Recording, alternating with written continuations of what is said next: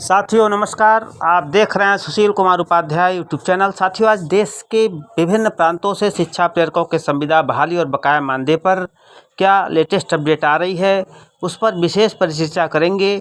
और उसके साथ साथ संविदा कर्मचारी, साक्षरता कर्मचारी और आज की प्रमुख खबरें क्या है, उस पर भी हम विशेष रिपोर्ट पहुंचाएंगे। तो साथियों, वीडियो थोड़ा बड़ी हो सकती है, तो साथियों इस वीडियो पर आप लोग बने रहे। जैसा लाइव स्क्रीन पर देख रहे हैं, पूरे देश के विभिन्न प्रांतों में साक्षरता कर्मी संघर्ष की राह पे हैं। इस समय चुनाव आचार संहिता पूरे देश में प्रभावी है। भले ही अभी तक किसी भी राज्य में साक्षरता कर्मियों की बहाली न हो पाई हो, लेकिन जिस तरह में बिहार में साक्षरता कर्मियों ने संघर्ष और प्रयास किया, उसका प्रतिफल बहुत शीघ्र मिलने वाला है। जो वहाँ पर प्रदेश कमेटी है, उसका कहना है कि लगभग पूरा कार्य पूर्ण हो चुका है, केवल अब बहाली का शासनादेश ही जारी होना है। चूँकि आचार संहिता लगने की वजह से तमाम जो निदेशक हैं, उनका चुनाव पर्यवेक्षक बनाए जाने की वजह से शिक्षा प्रेरकों का जो बहाली का रास्ता था वह रुक गया है।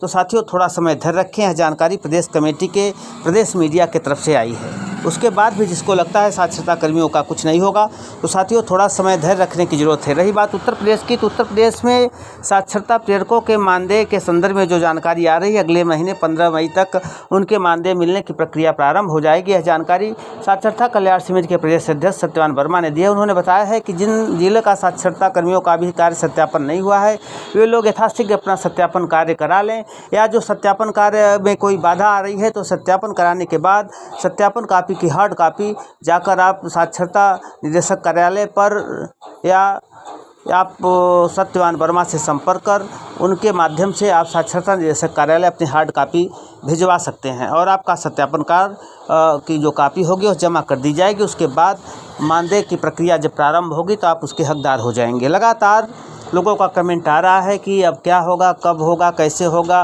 किस ज़िले का सत्यापन कार्य नहीं हुआ है। तो साथियों इसके लिए आपको अपने ज़िला स्तर पर बेसिक शिक्षा अधिकारी, अपने BSc स्तर से संपर्क करना पड़ेगा। आपको पता लग जाएगा कहाँ का सत्यापन कार्य हुआ है, कहाँ का नहीं।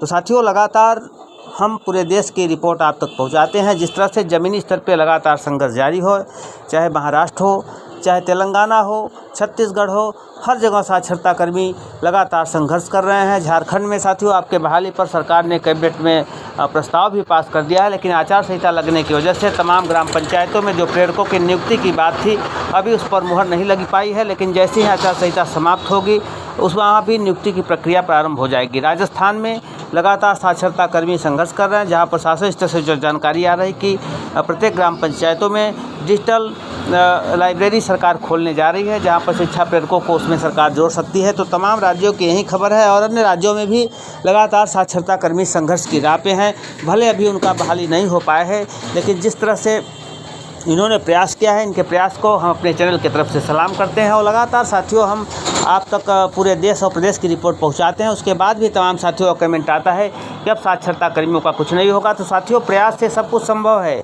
जो जिन्होंने आज कुछ पाया है वह प्रयास किया है, अब होगा या नहीं होगा आने वाले समय में आपको देखने को मिलेगा। जितना समय साथियों आपने संघर्ष किया, थोड़ा समय और वेट करें। जैसे आचार संहिता ख़त्म होती है, सारी स्थिति आपके सामने आ जाएगी।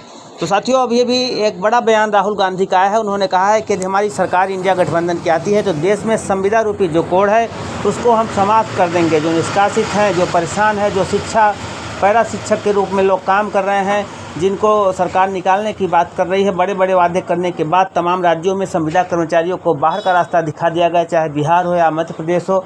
यहाँ पर लगभग लाखों की संख्या में संविदा कर्मचारियों को बाहर किया गया है। और उत्तर प्रदेश में भी अब तलवार लटकी है कि आने वाले समय में चुनाव कार्य पूर्ण होते हैं तो वहाँ भी तमाम जो संविदा कर्मचारी है, सरकार यहाँ पर भी बाहर का रास्ता दिखा सकती है। लेकिन जिस तरह से राहुल गांधी का बड़ा बयान आया है कि यदि हमारी इंडिया गठबंधन की विजय होती है, हमारी सरकार आती है, तो पुरानी पेंशन के साथ साथ हम जो 30 लाख से ज़्यादा पद खाली हैं उसको भरेंगे और तमाम बेरोज़गारों को रोज़गार देंगे। संविदा रूपी जो कलंक है उसको हमारी पार्टी समाप्त कर देगी। अब जिसको लेकर पूरे जो तमाम शिक्षा प्रेरक हैं, साक्षरता कर्मी हैं, शिक्षा मित्र हैं, निदेशक हैं, ग्राम प्रहरी हैं, बिजली विभाग में काम करने वाले लाखों कर्मचारी हैं, पुरानी पेंशन बहाली के लोग हैं, सब ने इसका स्वागत किया है। अब साथियों आपको देखना है कि किसकी सरकार आएगी, तो आने वाले समय में आपको देखने को मिलेगा। लेकिन जिस तरह से साक्षरता कर्मी, संविदा कर्मचारी अपने हक के लिए लड़ाई लड़ रहे हैं, निश्चित तौर पे उनके लड़ाई का प्रतिफल आने वाले समय में आपको देखने को मिलेगा। साथियों आज की जो प्रमुख खबर आ रही है, जहां पर फतवा से नहीं चलता देश, माफिया के लिए प्रदेश में कोई जगह नहीं। यह बयान आया है उत्तर प्रदेश के मुख्यमंत्री योगी आदित्यनाथ का। उन्होंने यूपी में अब नहीं होते दंगे, बिना भेदभाव के हो रहा विकास। उन्होंने सहारनपुर में एक कार्यक्रम के दौरान यह बातें कही है। रामेश्वर कैफे ब्लास्ट के 2 आरोपियों को कोलकाता से गिरफ्तार किया गया है। एनआईए को मिली 3 दिन की ट्रांजिट रिमांड। बेंगलुरु के रामेश्वर कैफे ब्लास्ट मामले में एनआईए को शुक्रवार को मास्टरमाइंड समेत 2 प्रमुख संदिग्ध अब्दुल मतीन ताहा और मुसविर हुसैन साजिब को 3 दिन के लिए ट्रांजिट रिमांड पर भेजा गया है। ईडी, सीबीआई, आईटी भाजपा के राजनीतिक हथियार, यह कहा है राहुल गांधी ने। उन्होंने कहा है कि देश में विचारधारा की लड़ाई, एक तरफा स्वतंत्रता समानता, दूसरी तरफ आरएसएस और मोदी की लड़ाई है। मणिपुर में फिर हिंसा, ग्रामीण बंदूकधारियों ने बीच में गोलीबारी की। आज की बड़ी खबर आ रही है इम्फाल से, जहां पर एक बार फिर मणिपुर में हिंसा हुआ है। बिहार, बंगाल में भारी मात्रा में सोना और नकदी बरामद हुआ है। साथियों, आपको मालूम है कि समाचार संहिता प्रभावी है, लगातार चेकिंग का काम चल रहा है, जिसमें आज भारी संख्या में सोना और नकदी बिहार में बरामद किया गया है। जम्मू एंड कश्मीर में चुनाव जल्द, मिलेगा पूरे राज्य का दर्जा।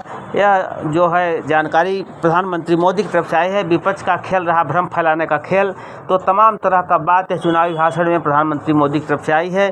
भाजपा लगाती है झूठे आरोप, यह कहना है पश्चिम बंगाल की मुख्यमंत्री ममता बनर्जी का। सिसोदिया की जमानत याचिका पर ईडी, सीबीआई को नोटिस जारी किया है। भाजपा ने दिया किसानों को धोखा, यह जानकारी अखिलेश यादव की तरफ से आया है। पीलीभीत के सभा में बोले सपा प्रमुख, सपा ने घोषित किए 2 और प्रत्याशी।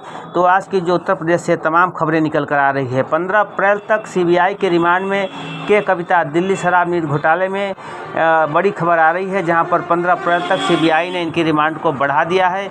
बसपा ने जारी की 9 और प्रत्याशियों की सूची। लखनऊ से जो बड़ी खबर आ रही है, मुंबई में कांग्रेस को मिले सिर्फ 2 सीटें। कांग्रेस अध्यक्ष वर्षा गायकवाड़ ने जताई नाराजगी। राहुल के खिलाफ मानहानि मामले में सुनवाई अभी टाल दी गई है। तीसरे चरण में 10 निर्वाचन क्षेत्र के लिए नामांकन का प्रक्रिया प्रारंभ हो गया है। सीतापुर में दरोगा ने सर्विस रिवॉल्वर से आत्महत्या कर ली है। यह बड़ी खबर आ रही है उत्तर प्रदेश के सीतापुर जिले के मछेरटा में तैनात एक दरोगा जो कि अपने रिवॉल्वर से अपने को आत्महत्या कर लिया है। तो ये तमाम खबरें हैं जहां पर हीट वेव को लेकर केंद्र सरकार सतर्क है। प्रधानमंत्री ने समीक्षा बैठक में निर्देश दिया है कि तमाम व्यवस्थाएं कर दिया जाए, जिससे हीट वेव का लोग शिकार न हो। तो साथियों, लगातार पूरे देश की हम बातें आप तक पहुंचाते हैं। जिस तरह से राहुल गांधी का बयान हमने बताया कि उन्होंने कहा है कि यदि हमारी सरकार आती है तो हम संविदा रूपी कलंक को समाप्त कर देंगे, निष्कासित है उनको रोजगार देंगे। ऐसी ही बात आ रही है। भारतीय जनता पार्टी लगातार तमाम जगहों पे बड़े बड़े वादे की बात कर रही है। अब देखने का विषय है, चुनाव जीतने के बाद जो नेता वादा करते हैं इसको भूलते हैं, आने वाले समय में इसको इम्प्लीमेंट भी लेते हैं।